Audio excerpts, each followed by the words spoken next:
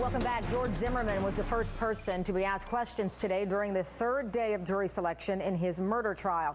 Judge Deborah Nelson asked Zimmerman if he understood the selection process so far. Your attorneys made some decisions about some potential jurors. Did they discuss those with you? Yes, Your Honor. And are you satisfied with those decisions? Yes, Your Honor. Thank you very much. You can be seated. Attorneys then once again began questioning potential jurors about the pretrial publicity surrounding the case, including what newscasts they watch, what papers they read, and what they've read online. The first person question was introduced to the court as Juror E73. The context is whether or not you think race may have played some part in this case. I didn't really think that race had, certainly there is a racial element to the case. There's two different races involved, but I didn't think that that was the reason that something happened. It seemed to be the reason that the press came out. And once 30 potential jurors have been picked, a second stage of questioning will start up. George Zimmerman has pleaded not guilty in the shooting death of Trayvon Martin last year. He claims it was self-defense. Trayvon Martin was unarmed. NBC's Carrie Sanders is in Stanford, Florida, with more on today's events. And here we are again, another just a slow process because of the complexity of this case, and even what we heard with that potential juror there regarding race.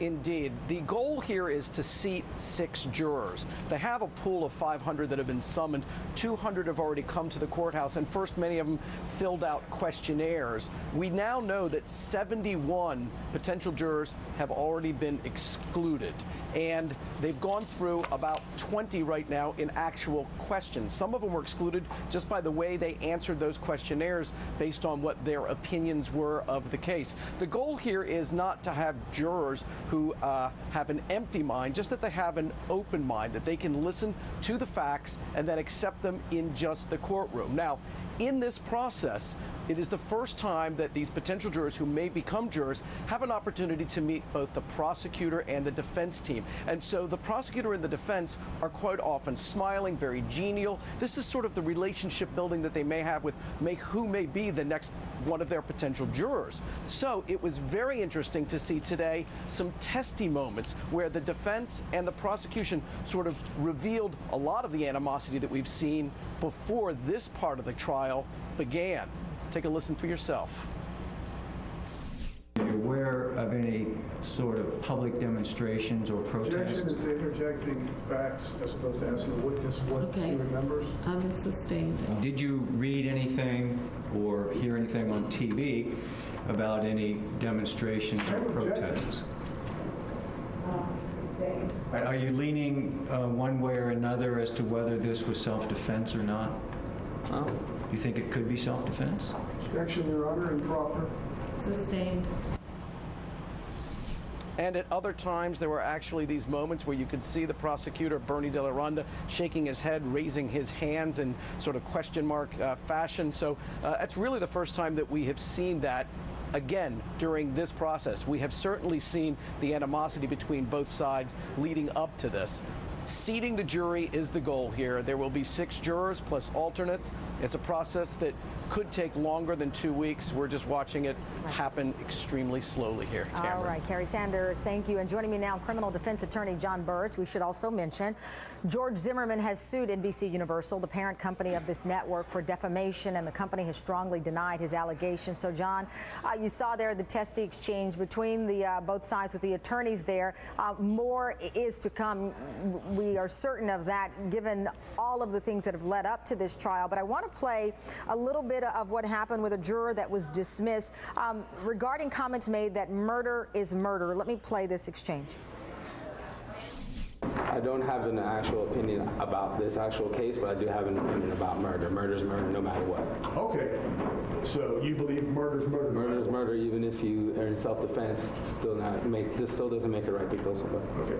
Now, do you understand that there is a law of self-defense, right? You've heard of that in concept. Yeah. And we're not going to talk about that in this time, but you understand in order for a person to serve on a jury, they've got to listen to all the law. Mm-hmm. Whatever the law is that the judge will give to you.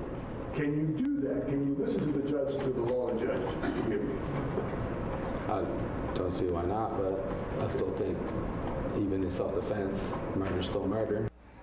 So, John, there you have it. You've said before that guns will be a central part of this, of course, that self-defense law, stand your ground, could, of course, be something that impacts the mindset of a jury. And we heard there very strong opinions from that individual.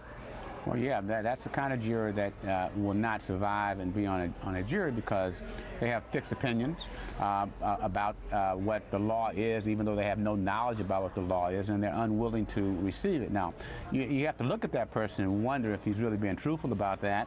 You can explore a little bit further, but notwithstanding, I think each side agrees that it is not worth the effort to keep trying to find this person, to see if you can qualify this person when you got a lot of other people you're going to deal with. So therefore, you let this person go. But that's the kind of mindset you have to worry about from either side. Yeah, and I want to play, if you talk about mindsets, juror number M75, she told the court she'd had no conclusion on the facts of this case, which speaks to the kind of juror you've said that you really need. Let me play some of her questioning.